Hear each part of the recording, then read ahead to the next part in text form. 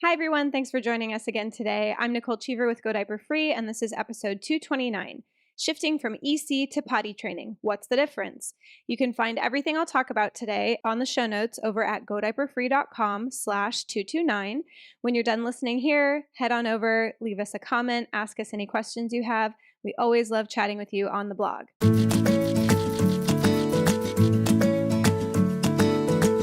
Many of our readers and listeners often wonder what's the difference between elimination communication and potty training. Not just the nuts and bolts differences, but how do you move from the more carefree mindset of EC, the that's okay, we'll try again later type of philosophy, to the more strict mindset of potty training when every pee and poo goes in the potty every time.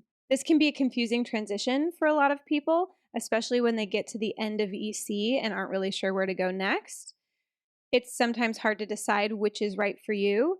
It typically depends on age, and you also can wrap up EC with potty training, and we will go into all of the details of that here in today's episode. First, I want to address age. We typically say that elimination communication is only appropriate for children 18 months and younger, and even some of them will start to blossom into true toddlers more around 16, 17 months, or maybe even earlier. So it's dependent on your specific child. But the reason for this is because there is some major brain development going on during this age range. And this particular leap, as it's sometimes called, ends right around 18 months, give or take. This is when they have been building their long-term memory. 18 months is known as the language explosion period for both understanding and expressing. The emerging individuation and independence of a toddler is starting to show, and they're beginning to understand their parents are other. They also have a great need for mastery and a hunger for knowledge. As I said, this does depend partly on their personality. Some children hit this phase sooner than others. Some are very chill babies. Andrea's had one of those who could wait and be guided along with EC until they were 20, 21 months old. It really, really depends on your child. A quick anecdote, my second born was in diapers up until about 16 and a half months when we started to try EC with her, and it was a disaster. She wanted control, so we took a break. Our next opportunity was the Thanksgiving week, and we did a potty training experience, and it went great. She was a little over 18 months at that point, and there are some things I would do differently now, being on this side of it, but that's maybe for another episode. The point is, EC was too parent-controlled and wishy-washy for her. She was a very independent child, interested in clothing manipulation far sooner than my oldest was, and she wanted to be in control. And that's really the crux of it. When your child hits the phase where they really want to be in control, and when they are developmentally capable of performing all of the tasks needed for potty independence, that's when you really want to switch gears. I recorded episode 218 not too long ago on how to start potty training, and both of the parents that submitted questions for that episode had children who were kind of in this transition phase, so you can listen to that episode to get a little bit more information on that as well. Now, kind of the philosophical differences between EC and potty training. Elimination communication is mostly about the C, the communication part. You are learning from each other. It's a time of great development when secure attachments are made. EC tells your baby that they can trust you to help them with their pottying needs. EC is all about assisting the baby with the potty because they can't do it themselves. It's more about exposure, and it can also be done completely part-time. Practicing EC part-time or minimally, even just trying one catch a day, is not going to derail your EC practice in any way. Being laissez-faire and wishy-washy about potty training really could. So that is a big difference. Potty training is teaching them the skills they need to be potty independent because they are developmentally capable of learning and performing those skills. Hopefully, EC gradually builds as developmentally appropriate over time so that baby can be fully independent between 12 and 18 months. It's a natural progression. It's like any other skill, eating, walking, talking, etc. If you follow the natural progression and build in those skills, you will eventually have taught all the steps to the potty training experience just over a longer period. If you have been practicing EC and you're at that walking stage, they've mastered walking, or even you've hit 18 months, 20 months, and you're still practicing EC, and especially if it's really starting to fall apart, which it might at that point, please check out the wrapping up section in the Go Diaper Free book. And there's also our wrapping up EC mini course that can give you a deep dive into how to do that. If you did not build in those skills and teach them along the way with elimination communication, you can kind of give your child a crash course in that to build potty independence. The potty training experience packs really all of the same teaching into just a few days or weeks. And this is very important to do it in a short period of time for that phase of development, for that 18 months and older crowd. At the end of the day, this is their journey. You can follow all of the tips and tricks, and they still have to figure it out. You as the parent can do everything you know and have learned and have read, but it's up to your child to put the pieces together and do it for themselves. And this can be really hard, especially as a first-time parent. That can be a really hard transition to make. But during this stage of development, it is most effective to lay it all out and let them do just that. Just figure it out. Drawing the process out maintains the parent's control, and that can be met with a lot more resistance. Kind of like I saw with my daughter. I was trying to guide her, and she really wanted to take the lead. Plus, dragging it out gets the same tasks accomplished, along with the same struggles and battles, if you're going to have any, just over a longer period of time. And who wants that? It's just dragged out longer. It's longer lasting stress and anxiety for both of you.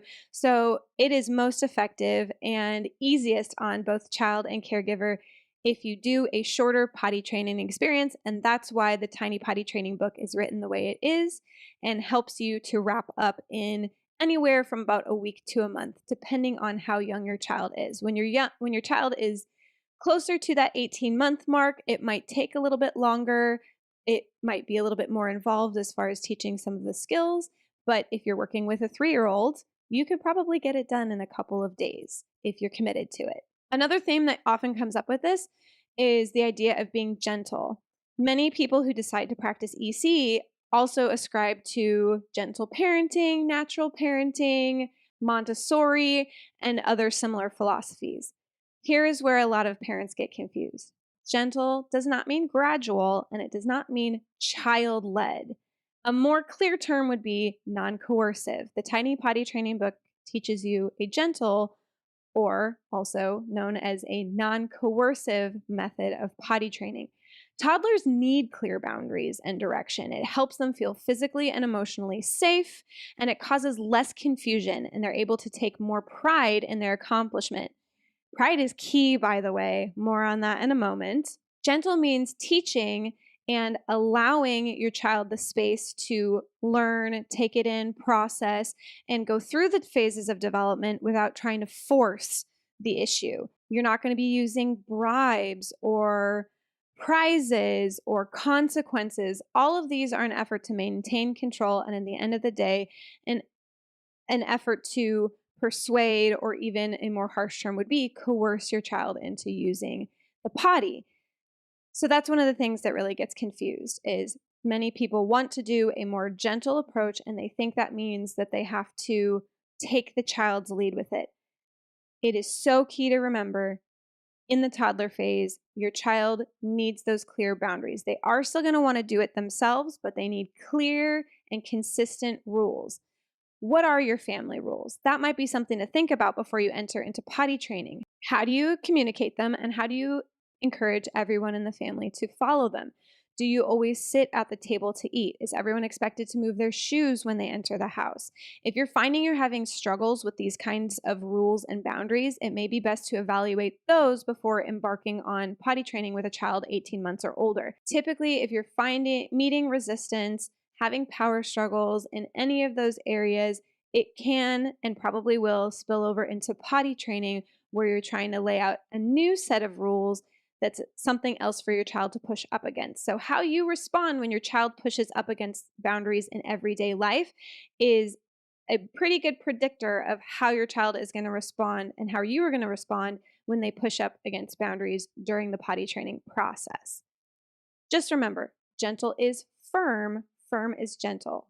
Gradual or casual is frustrating and unclear and controlling. When you drag it out, you are still trying to control the process. They don't want their pace controlled. Give them the tools, allow them to rise to the occasion, let them run with it. EC can be casual, but potty training requires commitment. A toddler's job is to push up against those boundaries and figure out if they are true, if they always exist in every situation. And if you are non-committal, you are telling them you didn't really mean it when you communicated those rules.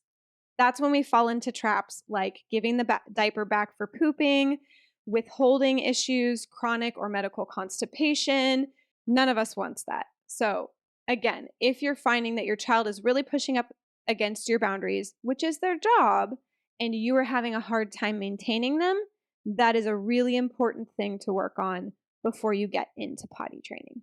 An illustration I like to use when I'm talking about the difference between EC and potty training is feeding. When your baby is born, they cannot feed themselves. Whether you're nursing, bottle feeding, combination, somebody has to feed the baby until they are developmentally capable of bringing the food to their own mouths. Bottle feeding a baby, nursing a baby is similar to EC. You're going to be a little child-led in the sense that your baby is going to communicate to you when they're hungry or when they need that comfort, and you are going to learn their cues just like you would in EC to know when it's time to feed the baby.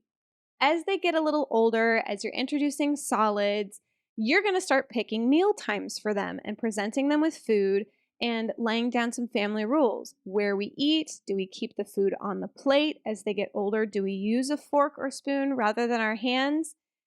My baby is almost 18 months right now, and we're going through a phase of her throwing her food all over the floor when she's done eating. I can tell she's not hungry anymore because she starts to try to throw it. And at that point, I remove the food. I don't want to encourage that. That's not what we do in our house. We don't throw food all over the floor. I usually try to enlist her help and teach her how to pick it up when there is food on the floor, teaching her another rule that when we make a mess, we clean it up. And I try to be as consistent as possible with these rules and boundaries because she needs to learn them. She is part of our family. She is part of our wider culture. If we go out to a restaurant, I don't want to have my kids throwing food all over the floor. And so I have to maintain consistency with those boundaries and just be very firm, gentle and firm. It's not punitive. It's not a punishment to pick up the food off the floor. It's just what we do. It's not a punishment to use a spoon. I'm teaching her, and she's not always going to be able to hold it really well right away. It's going to be a learning curve. Some things it's going to be easier for her to pick up with her hands, or she's just really hungry, so she's going to go for that. So I have some understanding of where she should be developmentally to allow for that. I'm still going to allow some eating with her hands. And even my older kids, we all know there's certain foods that are appropriate to eat with your hands. If I serve them a sandwich, I'm not going to give them a fork.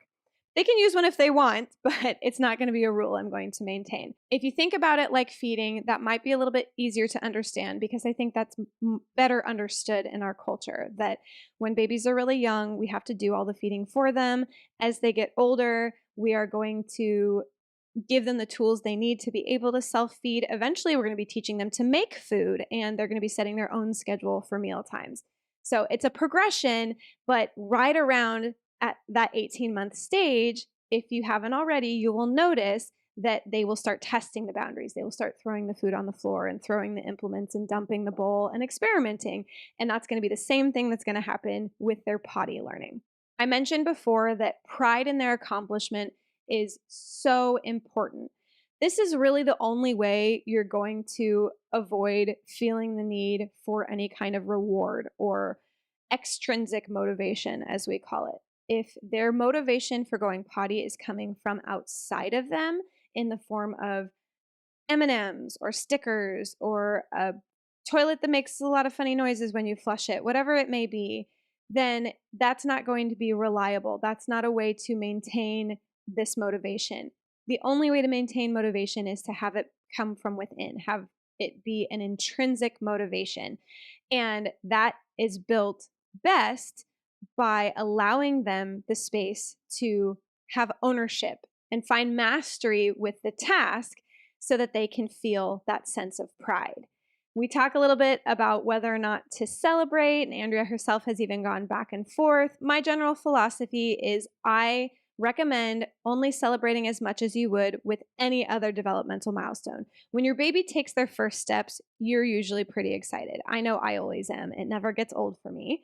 I might clap and cheer, but eventually your baby's walking and it's just part of what they do. It's part of what they know. So the first time your baby goes in the potty, you can say, "Yay, you did it! Great job!" or some kind of light celebration like that. But if you try to hype it up and be really excited every single time, then that starts to get into that extrinsic motivation and as sort of a reward, and your child is going to be performing rather than just completing a task that's part of everyday life. If you don't have them already, Go Diaper Free and the Tiny Potty Training book are going to be your go-to complete manual for all of this information. Everything I talked about here is in there. Of course, they both come with your support community and downloads and lifetime updates.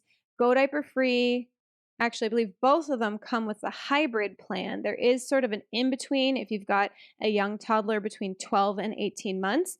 And the hybrid plan is what I really tried to start out doing with my second child, but she was just fully in toddler land. So I had to regroup and just do the potty training experience with her. If you have a child who is newborn to 18 months and you want to start EC, of course, Go Diaper Free is going to be the best book for you. Even if you've done EC and you're having a little trouble wrapping up, you can get the Tiny Potty Training book and just go through a quick potty training experience, and that should wrap it all up for you. Both books have in there the building blocks of potty independence, and those are all the skills that for EC you want to be building over time, and for potty training you're going to teach in that short period, start to finish, to be able to complete the pottying task. We also have the Tiny Potty board book in both board book and digital forms, and it's a really cute little rhyming story that goes through the whole potty process, start to finish. And that can be a great motivator too when your child sees themselves in that book completing all of these tasks. They learn and they process through play and through stories, so that can be a really great way to help them put all those pieces together in their brain, process it, and be able to complete that whole task. There you have it, folks. That's the nuts and bolts of the difference between EC and potty training, as well as a little bit of the reason and philosophy behind it. And now we'd like to know, which did you try with your kiddo or kiddos? Did you try elimination communication? Did you do potty training? Was it a combination of both? What did you learn from the experiences? And would you do it the same way again if you knew what you know now? Head over to the blog, godiaperfree.com/229, and let us know there. Thanks so much for joining us today. I'm Nicole Cheever with Go Diaper Free, and we will see you next time.